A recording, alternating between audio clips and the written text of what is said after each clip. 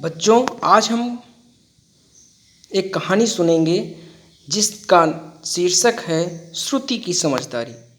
श्रुति एक मेधावी छात्रा होती है। वह हमेशा अपनी कक्षा में प्रथम उत्तीर्ण होती है। उसके पिता पुलिस विभाग में अधिकारी हैं। वे एक किराए के मकान में रहते हैं। श्रुति के किराए के घर के आसपास कई झुग्गी झोपड़ियाँ हैं। उनमें कई लोग रहते हैं। उनका कोई निश्चित व्यवसाय नहीं है। कोई रिक्शा चलाता है, कोई ईंट गारा करता है। इस तरह से वे अपना जीवन यापन करते हैं। श्रुति के घर में झुग्गी झोपड़ी में रहने वाली एक औरत काम करने आती है। उसकी 10 वर्ष की एक बच्ची है जिसका नाम है अंजू। वह पहले मैले कुचैले कपड़े पहन के आया करती थी, लेकिन श्रुति की मम्मी के बार बार कहने पर वह साफ सुथरी आने लगी। एक दिन स्कूल से आने के बाद श्रुति अंजू के साथ खेल रही थी। तभी श्रुति ने अंजू से पूछा, अंजू, क्या तुमको स्कूल जाना अच्छा नहीं लगता? क्या तुम नहीं चाहती कि मैं भी स्कूल जाऊं? तो श्रुति से अंजू ने कहा, मेरा मन तो करता है, लेकिन क्या करूं, मेरे मम्मी पापा के पास इतने पैसे नहीं हैं कि मैं स्कूल जा सकूं।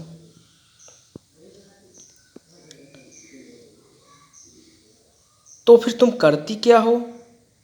मैं क्या, मोहल्ले के सभी लड़के जो छोटे हैं गलियों में धमा चौकड़ी करते रहते हैं, और जो बड़े हो जाते हैं वे काम के लिए जाते हैं।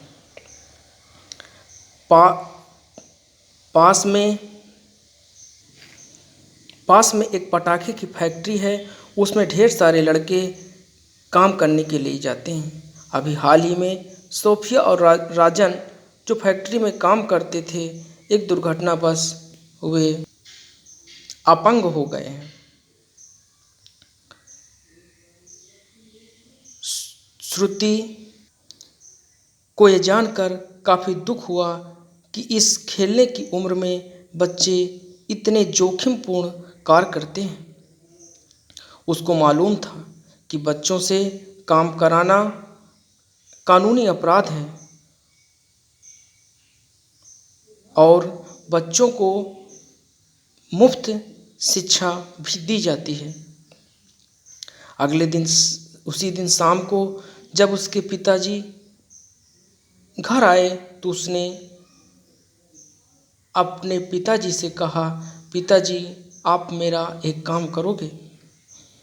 तो पिताजी ने कहा, बिटिया, आप कहो तो श्रुति ने कहा, पापा, पास में एक फैक्ट्री है पटाखे बनाने की, जिसमें ढेर सारे बच्चे जिन झुग्गी झोपड़ी में रहने वाले जाके काम करते हैं। पिता ने कहा, बेटा, ये तो कानूनी जुल्म है। बच्चों से काम कराना मना है। ये बाल श्रम निषेध कानून के अंतर्गत आता है। हाँ पिताजी, क्या आप इसके लिए कुछ नहीं कर सकते? अगले दिन उसके पिताजी उस फैक्ट्री पर छापा मारते हैं। छापा मारने के बाद बच्चों को वहाँ से मुक्त कराते हैं और उनका दाखिला पास के ही प्राथमिक स्कूल में कराते हैं और उस फैक्ट्री मालिक को बाल श्रम निषेध कानून के अंतर्गत सज़ा भी दिलवाते हैं। बच्चों, ऐसा करके श्रुति को काफ़ी खुशी मिली, क्योंकि उसकी दोस्त अंजू स्कूल जो जाने लगी थी। बच्चों, ये कहानी कैसी लगी आप लोग ज़रूर बताइएगा।